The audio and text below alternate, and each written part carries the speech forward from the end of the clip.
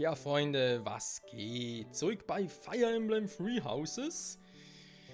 Ja, erstmal ganz kurz noch, muss man entschuldigen für die letzten, ganz kurz gucken, 3 Folgen. Ja, konnte etwa hinkommen. Das waren nämlich die, wo ich gesagt habe, von wegen, hey, da ein bisschen was angepasst von den Settings und so. Und es kann sein, dass der Ingame so ein bisschen zu leise war. Ich hoffe, ich habe es irgendwie so hingekriegt, dass er trotzdem noch irgendwie zu ertragen ist oder zu hören ist vor allem. Ja, nur falls es doch nicht irgendwie so gut geklappt hat, hier schon mal mein herzliches Sorry dafür. Also, jetzt die Frage ist, ich mache weiter. Ich habe, wie bereits erwähnt in der letzten Folge, offscreen noch ein bisschen was gemacht. Zu den Einheiten mit ihren Items und Waffen und so komme ich aber gleich zu sprechen während des Kampfes, beziehungsweise in der Kampfvorbereitung. Die Frage ist, welche Kämpfe machen wir? Wie schon mal erwähnt, der November ist scheiße, weil ich habe hier den 2. November. Der zweite Sonntag, der ist mir mal gestrichen worden. Sehr geil. Der 30 wird vermutlich auch übersprungen, weil er nach dem eigentlichen Event ist, der am 25. stattfindet. Also hier, der Vorfall von Remi, also nehme ich mal an, hier wird auch nichts mehr los sein. Ja, nice. Also, was machen wir jetzt? Wir haben leider, oder zum Glück, ein paar Sidequests offen. Ich habe es mal so ein bisschen über den Daumen geschlagen. Welche ich in absehbarer Zeit erledigen muss, welche noch nicht so wichtig sind, etc. etc. Jetzt ist es so, ich habe jetzt schon mal so ein paar, der muss bis Ende Januar durch sein, die bis Ende Februar und so. Ich meine, der Februar selbst hat nicht so viele Tage. Und wie ich das Spiel so kenne, wird man hier sowieso wieder ein Wochenende gestrichen und so. Heißt, wenn ich Pech habe, kann ich eh nur 2 davon machen. Und eventuell kommen noch mehr dieser Sidequests dazu, die ja auch bis Ende Februar gemacht werden müssen. Sprich, das könnte ziemlich knapp werden hier. Genauso das hier oben. Eine Geschichte von Xanadu. Ja. Und dann haben wir halt noch die anderen Dinge hier mit diesen Quests und so. Und ich hätte jetzt deswegen gesagt, dass ich erst einmal... Wir machen in dieser Folge erstmal etwas Schnelles, und zwar neue Handelsziele, die Quests. Und nachher, wenn es ihnen noch klappt, noch die hier. Geschichte von Xanadu. Hätte ich das mal so gesagt.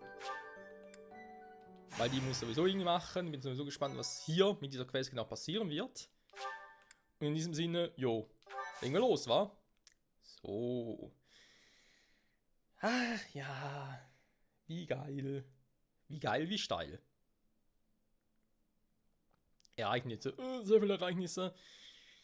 Ja, wenn man zum Rekrutieren übertreibt, dann passiert das halt, wa? Weiße Wolke Kapitel 8, die Flamme in der Dunkelheit. Neue Handelsziele. Eigentlich relativ simpel, wa? Ich lasse die Animationen an und werde einfach da ein bisschen skippen. Was ja zum Glück in diesem Spiel hier geht. Erstmal ganz kurz gucken. Haben wir irgendwie... Ja, wir können einmal ganz kurz hier ein bisschen durchskippen. Oh, ein Dieb. Ja, teilweise ein Bandit, beziehungsweise ein Söldner, Kämpfer, ja. Ja, relativ hoher Angriff, das gefällt mir jetzt nicht so sehr, aber okay. Wir haben sogar noch einen Schützen. Ich mich wohl vor dem schütze. So, dann noch ein Magier. Aber überschaubar, war. Die Frage ist, hat sie einen Dieb? Hat sie irgendwo eine Truhe? Was gibt's für uns? Goldbeutel, okay. Sag ich prinzipiell nie nein, obwohl ich nach Offscreen irgendwie ein bisschen so Fische und Kräuter im Gewächshaus und so farmen könnte zum Verkaufen. Aber egal. So, kommen wir zu unseren Truppen, Freunde. Was ich da ein bisschen gemacht habe. Unsere Einheiten. Also, Punkt Nummer 1. Ihr seht es bei mir schon direkt. Ich habe in der Fähigkeit eigentlich nichts gemacht. Ich habe einfach hier ein bisschen die Waffen angepasst. Bei Edelgard, bei ihr hat sich nicht viel verändert. Mixtur zu bekommen, genau, bei einigen habe ich Mixturen dazu gekauft. Das ist soweit korrekt. Hier mit der Schwarzadlerkette. Auch sehr nice, wie ich finde. Ja, das ist aber vorher schon. Meisterachs natürlich, dann Dorothea. Ihr habe ich Lebensbuch gegeben, weil sie dies gleich mal schnabulieren darf. Plus Gebetsring und das Donnerschwert. Ferdinand hat die Meisterlanze, da er sowieso selten doppeln wird. Hoffen, dass er ein bisschen kritten wird. Mit der Ring der Göttin, weil ein bisschen Glück kann eh nicht schaden. Linhard hat ja sowieso eine Magie plus halt einen Eisenbogen plus. Benedetta, hier habe ich einen Silberbogen gekauft und meine Turbogen eigentlich eher noch für die nahe Reichweite, sprich so für ein Feld weg und so. Genau, Petra hat einen Schnitter bekommen. Die bin, klar, ist keine Assassinin, noch nicht zumindest, aber könnte was werden. Raphael, der hat die Stahlachs, die Stahlpanzerhände. Ich habe mir überlegt, die Silberpanzerhände zu kaufen, aber dachte mir so, noch ein bisschen warten. Hubert, der ist sowieso, bei dem ist Hopfen Malz verloren. Nein, wäre eigentlich schon cool, aber eben, ich habe da...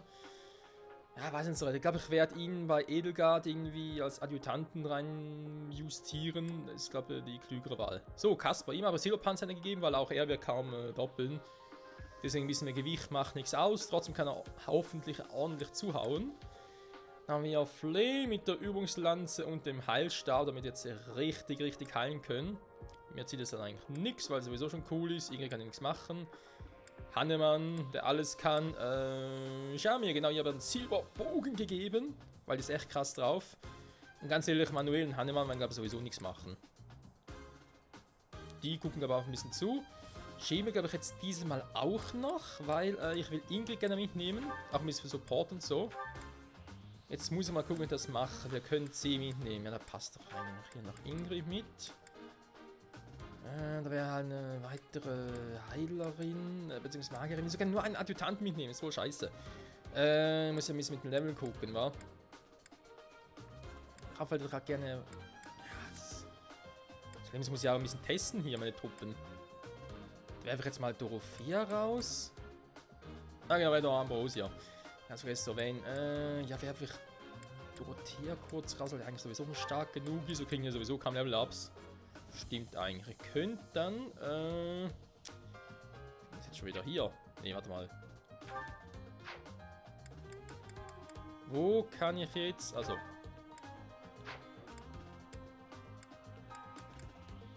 Die dabei sind, können ja immer Adjutanten her. Okay, das ist nicht schlecht. Nehme ich hier Hubert, komm. Passt, oder? Dann kann er da noch mit dabei sein. Wir werden sehen. Dann kommt Flynn noch mit. Die lassen wir erstmal noch raus. Jo, passt. Also dann kurz im Inventar. Da hatten wir wieder Dorothea. Die Lebensfrucht. Eine seltsame Frucht, die das Leben verlängern kann, soll erhöht maximal Kapitalhaft um 1. Dachte ich mir, gebe ich ihr, weil... Warum überhaupt? Also ein Donnerstag vielleicht mal in die Reichweite kommt. Warte mal, was? Das ist doch doof. Ich will nicht Raphael geben. Der ist sowieso ein Tank. Verteidigung, das macht Sinn.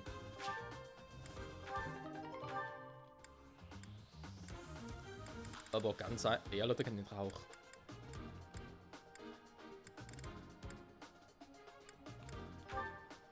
Soll doch hernehmen. Warum ich die Items nicht direkt aus dem Lager irgendwie verwenden kann, ist nicht ganz klar, aber okay. So. Ich würde sagen, läuft, Freunde, wa? Dann nochmal ganz kurz abspeichern. Und los geht's. Schlachtbeginn, jo, gerne.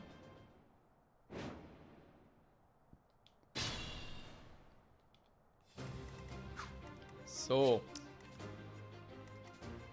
Dann mal gucken, wo waren hier die Spezialtypen, die mich eventuell ankotzen könnten? Hier. Erstmal hat er natürlich einen Bogen, das ist scheiße. Ist er der Anführer, kriegt das auch noch einen Cursor verpasst.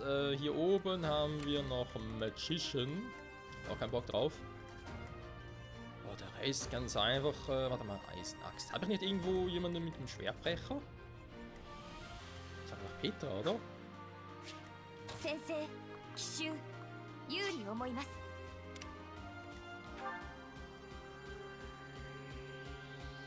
Jo, also Schwertbrecher, Axtbrecher natürlich, Entschuldigung. Die reichen auch hier normales Eisenschwert, ne? Und was wird er machen für einen Schaden? Ja. Er kann es mal versuchen, wa? So, mit ihr könnte ich eigentlich... Das ist also die Frage, was mache ich gegen die Typen? Banditen und so. Hm.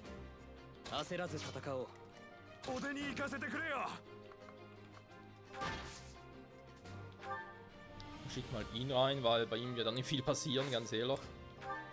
Hat er Schaden bei ihm? Nö.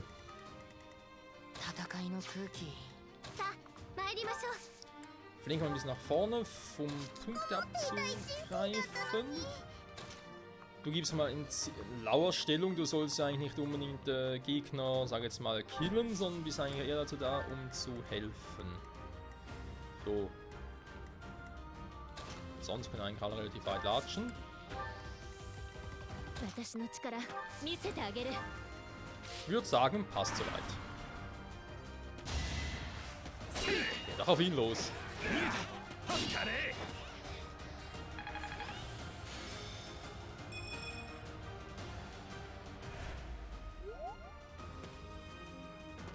Die haben sie natürlich für Raphael. Ey, ich meine natürlich vor Petra, also lieber Raphael losgehen, obwohl sie gar keinen Schaden machen bei ihm. Und irgendwie trifft er nichts. Raphael, was ist los mit dir? Gut, der steht im Walde, da kann ich verstehen, dass du ein bisschen Probleme hast, Kumpel.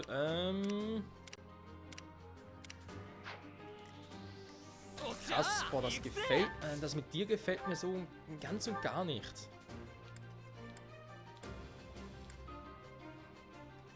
Unbewaffnet kann er 4-mal angreifen. Alter.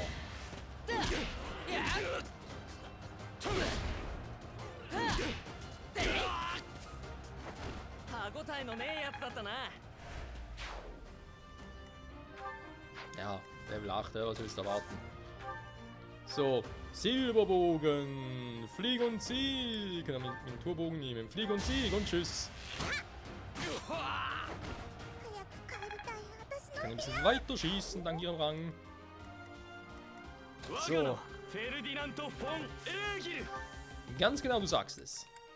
Was kannst du machen? Hast du irgendwie noch, wir können bei dir noch irgendwie Tumult. Machen wir diesen Tumult, komm. Stratagem.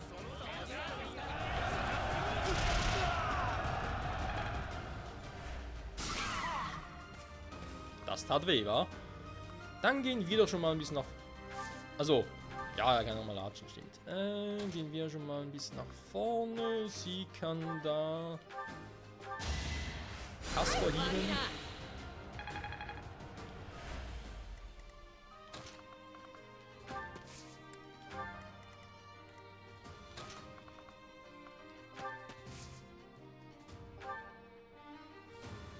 Ich glaube, er kann es riskieren, wa? Die können eh nicht viel.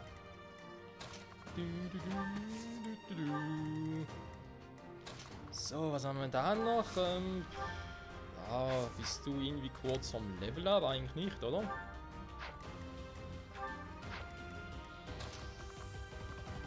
Die Typ bringen eh nicht viel. Aber mit dem Bogen auch nur just for fun? Ey, komm. Waffenverbrauch ist scheiße, komm mal so.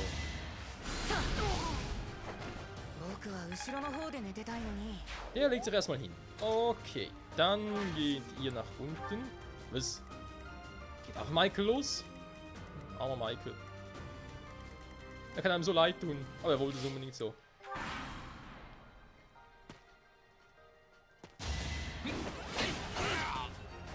Bye bye. Wir kriegen das Schwert des Schöpfers.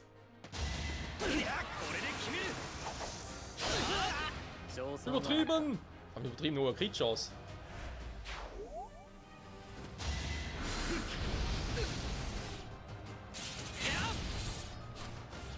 Zack!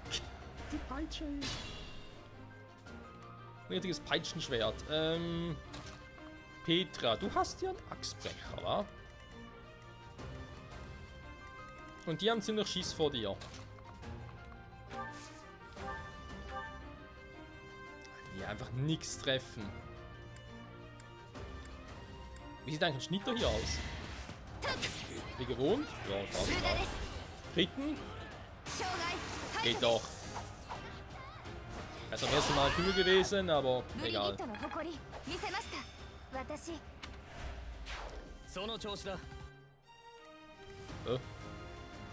Was quatscht da der Michael? Willst du wieder noch angreifen mit der Lanze?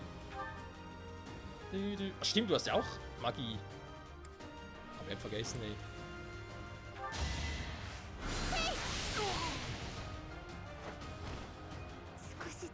ましたわ。 Zeig mir schöne Werte.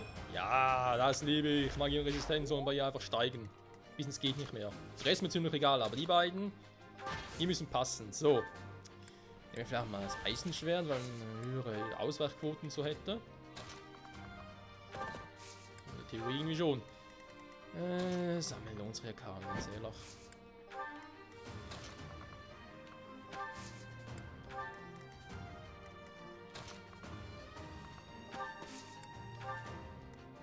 Ja, so kommt noch gut vorwärts. Und können eine schöne Quest abschließen.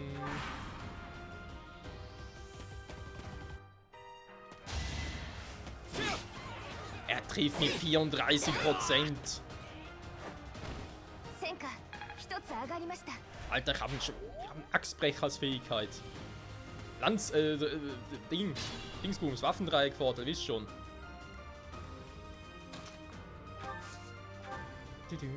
Unbewaffnet können wir nur 4-mal angreifen.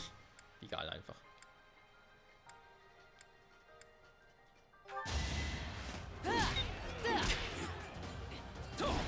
Das ist für dich der Waffenhalber.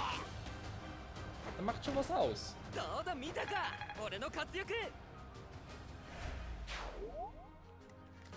So. Jetzt kommen langsam die Heavy-Typen. Es will raus so einer. Ja, Mann, was wollt ihr? Machen 0 Damage. 0 Damage. Okay, dann greifst du lieber sie an. Weiß ich nicht, was ich davon halten soll.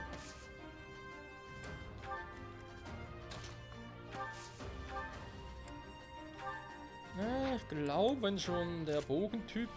Das ist kein Bogentyp, ja. Nee, ist der. Scheiße.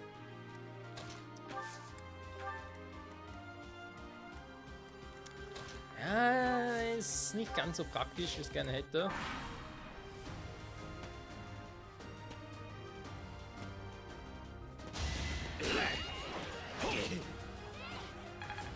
,99% Trefferquote. Das liebe ich. Aua.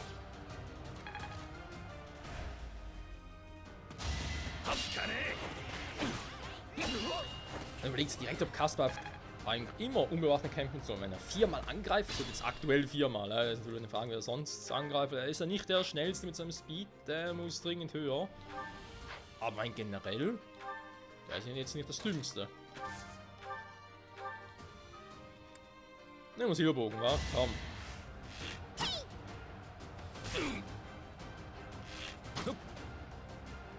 Bernie, weiter raus!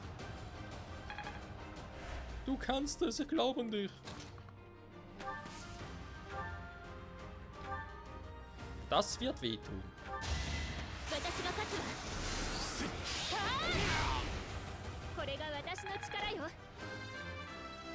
Hubert! Oh.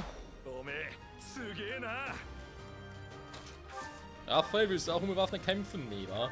Nimm lieber deine Stahlpanzerhände, du kannst einen Ansturm machen, Eisenschwert, die Stahlaxt. Ja, komm, Panzerhände, Bams. Aber man sagt Panzerhände, wenn er sowieso nur eine hat.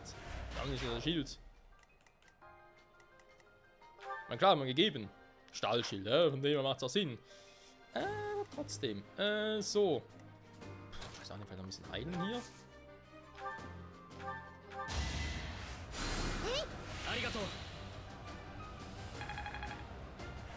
Das ist seltsam aus mit mir. Wie ich irgendwie das Schwert des Schöpfers in der Hand hielt und irgendwie auch nicht. Naja. So, vielleicht doch mal einfach mal ein bisschen reinpieksen. Reinpieksen, nicht reinkillen. Komm mal so, es gibt sowieso Kameraangspunkte. Was soll also der Geiz? Wir haben mal hier mit Michael. Kaspar kann sich verpissen. Nein, er wäre eigentlich cool, denke mal so als Kämpfer generell, aber wenn seine Statuswerte halt so schlecht sind, was willst du machen?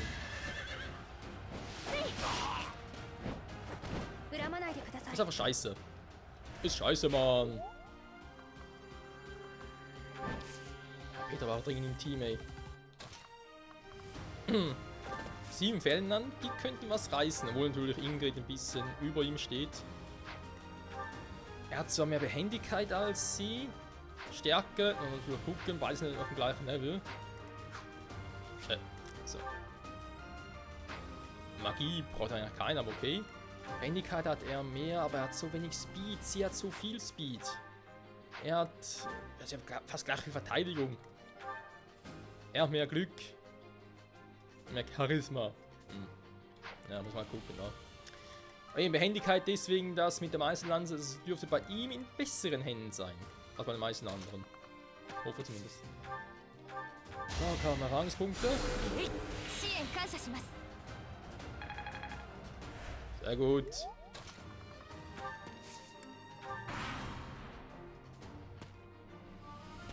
Ja, dann kommt doch mal her. Kommt alle zu Papa. Raphael.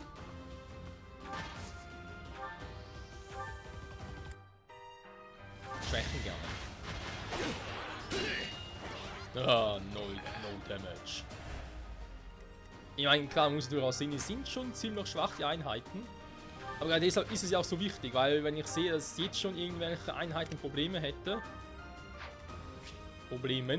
dann wäre es nicht mehr so geil. Muss man ernsthaft überlegen und sagen, hey, irgendwie läuft das nicht so, wie ich es dachte. Was ist los?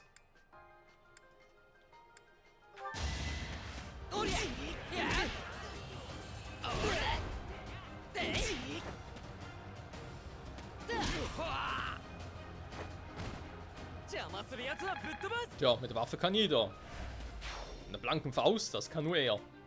Vielleicht, leider nicht. Du hast noch einen Wurfball. Bye bye.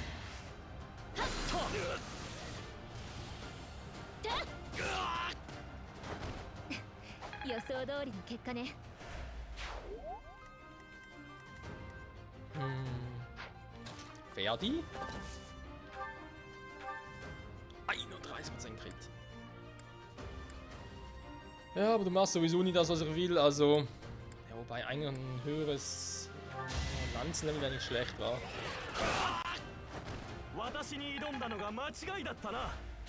Ist er schon auf B, aber noch höher keinen Schaden.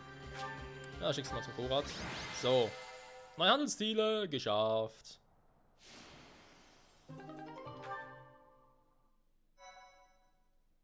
Das war doch geil. Ah, ich kann doch direkt weitermachen. Okay, Gott sei Dank. Das war ja das, was ich in der letzten Folge so irgendwie dachte, von wegen, ihr habt da ja quasi da, ja, mehrere Punkte, also mehrere Kampfpunkte jetzt mal oben. Aber ich dann halt immer, ja, einen Kampf pro Tag machen kann, dann müsste ich halt am nächsten Tag den nächsten Ding ausführen, wa? Was? Ach so, zum Kloster zurückkehren. Nee, das lassen wir so.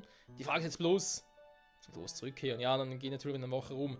Nee, ich frage mich gerade, ich bin offenbar so weit im Dozentenrang oder von der Story her, whatever, dass ich 2 Kampfpunkte habe. Deswegen 2 Kämpfe machen kann. Die Frage, die sich mir jetzt stellt, ist, 2 Kämpfe, heißt das, das sind die pro Tag? Oder pro Monat? Weil pro Monat würde irgendwie mehr Sinn machen, wa? So. Mal gucken, die sind vom Level unterschiedlich.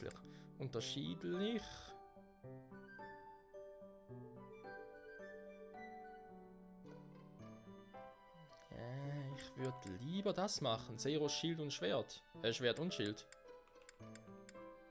Komm, machen das. Geschichte von Zanalo machen ein anderes Mal. Mysteriöser Fisch erscheint. Seiros Schwert und Schild. というわけだ。なるほど。しかし動かせる戦力が。おお、貴殿。ちょうどいいところに来てくれた。Was ist denn los? 待てアルイス。まさか生徒を使おうというのか。そうだが、何か問題があるか？ああ。レアさんの許可もなく騎士団の任務は頼めまい。実地訓練に協力したということにでもしておけばよいだろう。何？我々も同行するのだ。海賊相手に危険はあるまい。Bitte was? Piraten? リーガン家の領とデアトラの港で海賊の被害が多発しているんだ。それを取り締まってほしいとの要請が商人組合から東方協会経由であってな。 Die Kirche des Ostens und des 東 Westens 方 hatten wir auch 協 schon 会 mal. は初耳か？存在感がないからな。東方協会はフォドラ東部を管轄しているが、我々のような騎士団は許さない。故にこういった案件については中央協会に要請する形が通例となっている。彼らも東部地域に何かしら貢献することで同盟諸侯に存在感を示したいのだろう。とはいえ、今は我々騎士団も多忙でな、簡単に人員を避ける状況ではない。故に貴殿らに白羽の矢が立ったというか、今立てたというわけだ。あんたは傭兵だったし海賊討伐くらい経験があるんだよな。 Ja, das eine oder andere. 生徒も盗賊の討伐は経験済み。まあ問題にはならんか。鍛錬と思って付き合ってはもらえんか。商人たちから謝礼が出るかもしれんぞ。 Jo, los geht's. あまり時間はかけられない。さっさと行って片付けてこよう。